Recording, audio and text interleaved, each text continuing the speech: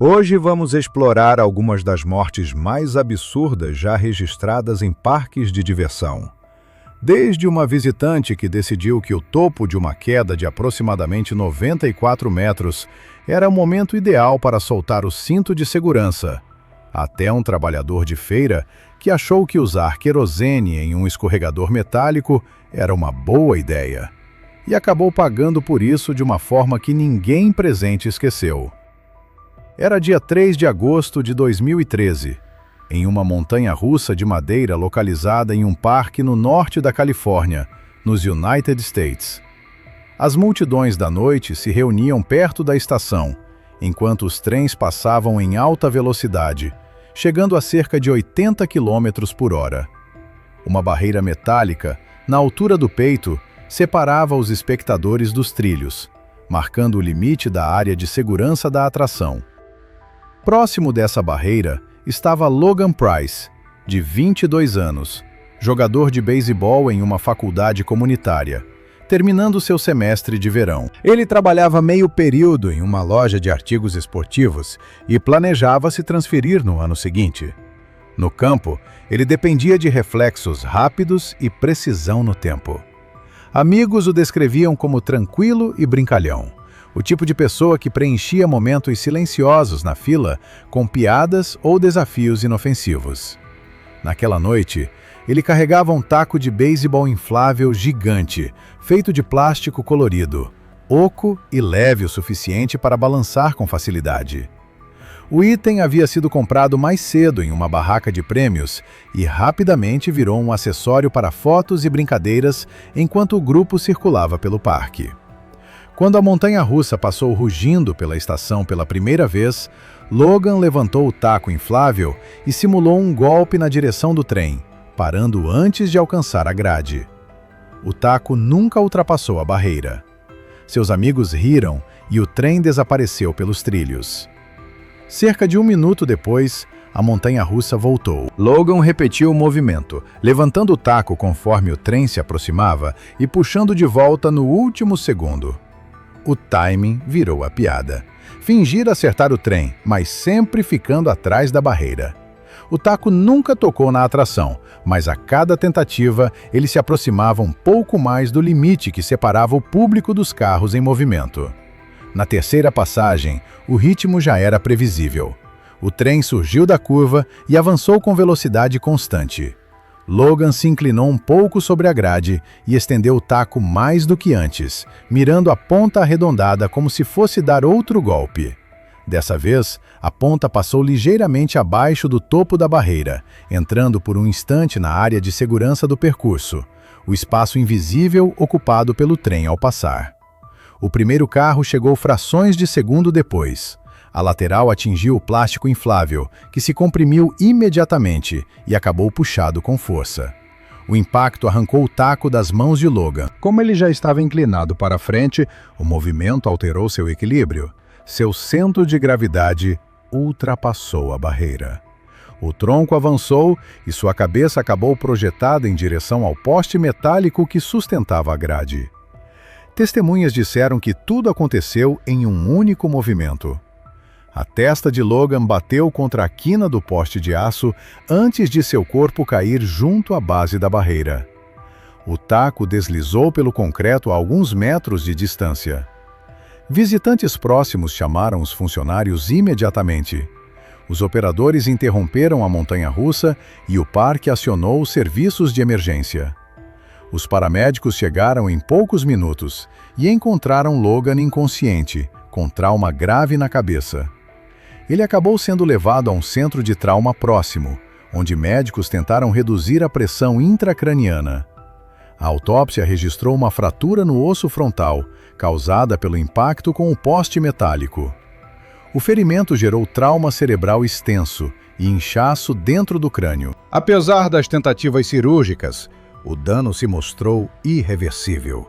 A causa oficial da morte foi lesão cerebral traumática por impacto contundente. Na manhã seguinte, o parque fechou temporariamente a área de observação.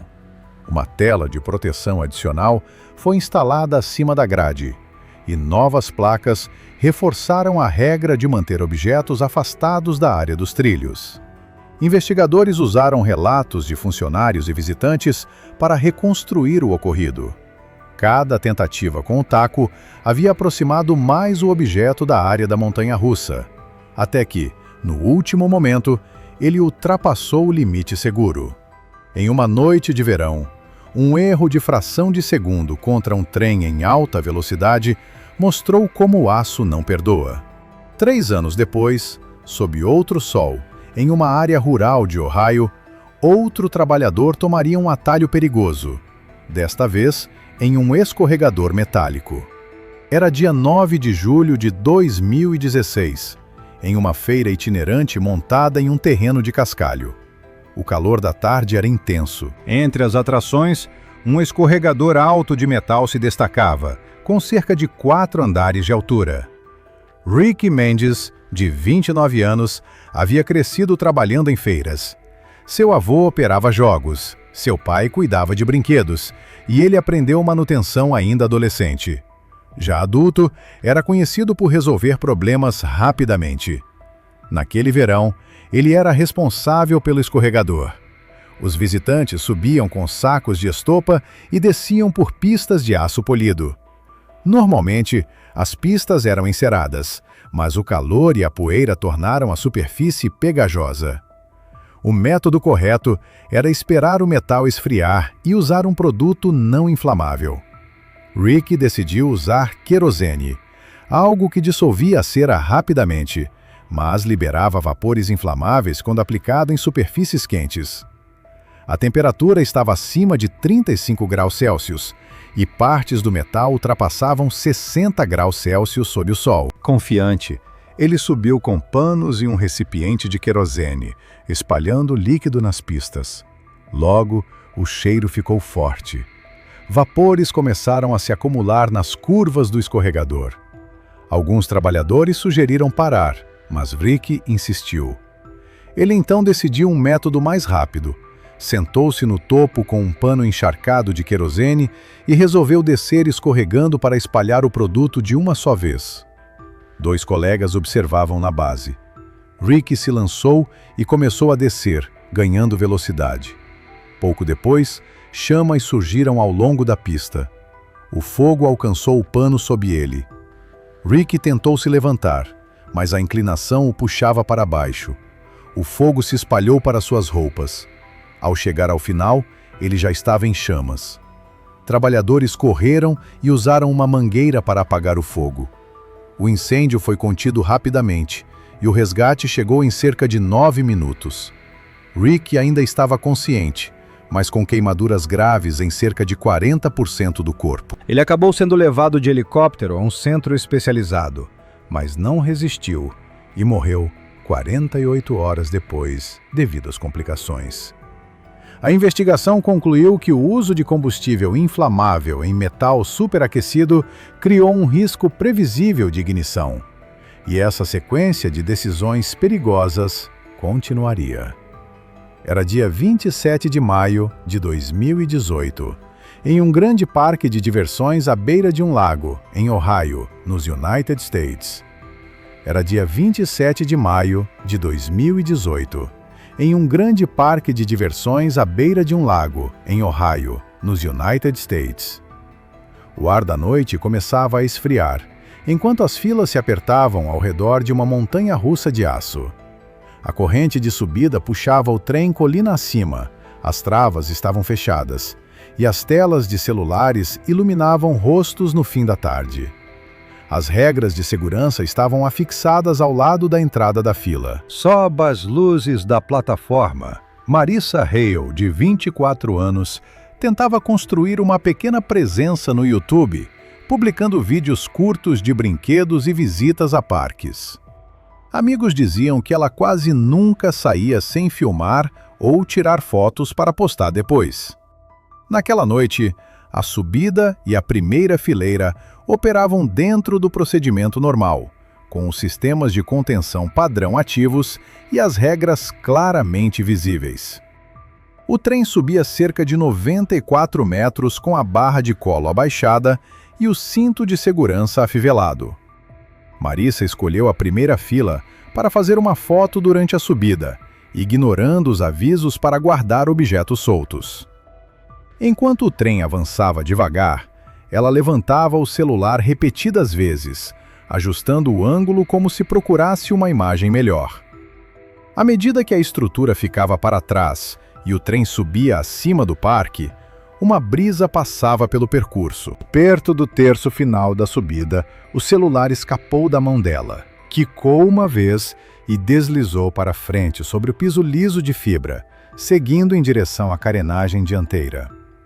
Pessoas sentadas atrás disseram depois que viram seus ombros baixarem quando ela se inclinou para tentar pegar o aparelho. Esperar o trem voltar para a estação significaria perder o acesso imediato ao celular. Marissa se esticou mais e soltou o cinto de segurança, que naquele modelo era controlado pela própria passageira e não era monitorado eletronicamente. A barra de colo continuou abaixada, mas o quadril dela levantou parcialmente do banco e seu peso acabou deslocado para frente. Ela apoiou um dos pés no piso e estendeu o braço outra vez. A corrente continuava puxando o trem, elo por elo. Enquanto tentava alcançar o celular, o calçado perdeu aderência na superfície lisa. Sem estar completamente posicionada sob a barra de contenção, seu corpo escorregou mais para frente do que o sistema havia sido projetado para permitir. Ela tentou retornar ao assento, mas permaneceu parcialmente levantada quando o trem chegou ao topo. Ali, a via se nivelava por um instante antes de apontar para baixo na primeira queda. Os passageiros sentiram a redução normal de peso quando a gravidade começou a puxar o trem colina abaixo. Como Marissa não estava completamente sentada, o tronco dela continuou avançando e ultrapassou a parte frontal do carro. 2 passageiros da segunda fileira relataram ter visto a parte superior do corpo dela passar da borda dianteira pouco antes da transição para a descida. Ela caiu de perto do topo, a uma altura aproximada de 76 a 91 metros do solo, compatível com a altura da atração. O primeiro impacto ocorreu contra uma viga de suporte de aço, o que mudou sua direção e reduziu parte do impulso para frente. Depois disso, ela atingiu uma plataforma de manutenção abaixo. Testemunhas na área do parque descreveram um impacto forte, seguido de imobilidade imediata. O operador acionou a parada de emergência assim que foi alertado, e a comunicação interna do parque chamou os serviços de emergência no mesmo instante. A equipe médica do local chegou à base da estrutura em poucos minutos, com os paramédicos vindo logo em seguida. Ela foi encontrada sem resposta, com ferimentos incompatíveis com sobrevivência. Não houve tentativa de reanimação. O exame posterior registrou lesões compatíveis com uma queda de alta energia envolvendo múltiplos impactos. Havia fraturas extensas no crânio e na coluna cervical. Os 2 pulmões apresentavam lesões graves. A aorta, principal artéria que sai do coração, estava rompida, provocando perda rápida de sangue internamente. A causa da morte foi determinada como hemorragia interna maciça, provocada por trauma contundente. Depois do ocorrido, a área foi isolada e revisada. A apuração operacional concluiu que a barra de contenção funcionava como projetado para um passageiro totalmente sentado e que o cinto havia sido solto durante a subida. A inspeção mecânica não encontrou falha no equipamento. Nas semanas seguintes, o parque acrescentou mais avisos na subida e aumentou a vigilância da equipe para movimentos incomuns dos passageiros, tentando reduzir o risco de comportamento semelhante. Depois de uma decisão tomada em segundos no alto de uma queda de aço, o padrão voltou a se repetir na Virgínia, onde um adolescente passou entre botes pesados e a força da água o prendeu contra algo muito mais forte do que parecia. Os brinquedos continuavam funcionando. As máquinas não tinham mudado. A única variável era a pessoa que escolhia ultrapassar a linha. Se você quiser ver mais mortes absurdas em parques de diversão, considere se inscrever. Era dia 21 de abril de 2017. Uma atração de corredeiras operava com capacidade máxima em uma sexta-feira de primavera, lotada de grupos escolares, na Virgínia, nos United States. Botes circulares derivavam em direção à esteira de desembarque em grupos apertados, enquanto a água avançava com força pelo canal.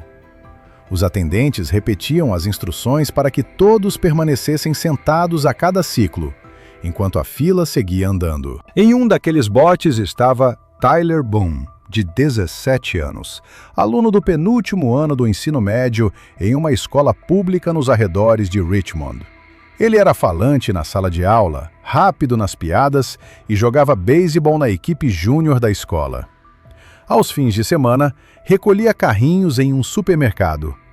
Não era conhecido como alguém imprudente, mas também não gostava de parecer cauteloso diante dos colegas, principalmente em excursões escolares, onde a atenção mudava rápido de uma pessoa para outra. Mais cedo naquele dia, ele havia entretido os amigos nas filas com pequenas brincadeiras e reações exageradas. Naquela tarde, a atração começou a ficar congestionada por causa dos grupos escolares. Os botes se encostavam enquanto se aproximavam da plataforma de desembarque. Os atendentes sinalizavam para que todos continuassem sentados. Tyler, porém, levantou-se quando o bote desacelerou perto da plataforma. Em vez de voltar a se sentar, subiu na borda inflável do bote ao lado, testando o equilíbrio enquanto as duas embarcações flutuavam a poucos centímetros uma da outra. Mais tarde, testemunhas disseram que parecia que ele estava tentando passar de um bote para outro enquanto ambos se aproximavam da esteira de saída. Quando carregados, aqueles botes circulares pesavam perto de 450 quilos. Debaixo da água, uma esteira móvel os guiava para a posição correta, enquanto a corrente empurrava por trás, fazendo com que se comprimirem uns contra os outros à medida que se acumulavam. Tyler recuou quando o espaço entre os botes mudou, mas tentou de novo quando a corrente os empurrou de maneira desigual. O bote da frente já havia engatado na esteira, enquanto o de trás vinha ligeiramente torto. O vão entre eles aumentava e diminuía em poucos centímetros ao longo de alguns segundos. Os atendentes estavam concentrados em alinhar o bote da frente e ainda não tinham percebido que Tyler estava se movendo entre os dois. Na terceira tentativa, ele colocou o pé direito em direção à borda do bote ao lado, justamente quando os dois começaram a se aproximar outra vez. O pé escorregou entre as partes infláveis. A borracha cedeu para dentro. A perna desceu até ficar presa contra o anel rígido interno. A esteira continuava puxando o bote da frente, enquanto a corrente empurrava o de trás. A força combinada apertou sua perna no espaço que se fechava. As pessoas ouviram Tyler gritar por cima do barulho da água, enquanto os botes permaneceram comprimidos por alguns segundos, prendendo a perna dele entre os dois. A compressão causou lesões muito graves no membro inferior. Quando os botes finalmente se separaram, ele perdeu o equilíbrio e caiu no canal, batendo a cabeça na parede de fibra antes de escorregar parcialmente para a água agitada. A atração foi parada em segundos e os serviços de emergência foram chamados. Funcionários entraram no canal enquanto o nível da água baixava. Os paramédicos chegaram em poucos minutos e encontraram Tyler sem resposta, com sangramento severo na perna. Apesar do atendimento rápido, a perda de sangue foi muito grande e ele entrou em parada cardíaca antes do transporte. O médico legista registrou ruptura da artéria e da veia poplíteas, além de múltiplas fraturas na parte inferior da perna e trauma na cabeça causado pelo impacto contra a parede do canal. O trauma na cabeça, sozinho, não era letal. A causa da morte foi definida como perda rápida de sangue após compressão entre dois botes. A revisão interna do parque confirmou que a atração operava dentro dos limites mecânicos normais e que não havia falha de equipamento. Depois do caso, foram instaladas divisórias físicas no canal de desembarque para limitar a sobreposição entre os botes e reduzir pontos de esmagamento. Também foram destacados mais atendentes nos dias de grande movimento escolar. A escola de Tyler revisou suas políticas para excursões e passou a exigir orientações de segurança antes da entrada nos brinquedos. O nome dele passou a ser citado em apresentações sobre pressão de grupo e respeito às regras. A atração reabriu após inspeção e continuou funcionando em condições normais. Em um momento, ele estava tentando impressionar os amigos entre botes à deriva. No instante seguinte, a água se tornava muito mais perigosa do que parecia. Obrigado por assistir. Se você gosta desse tipo de vídeo, clique aqui.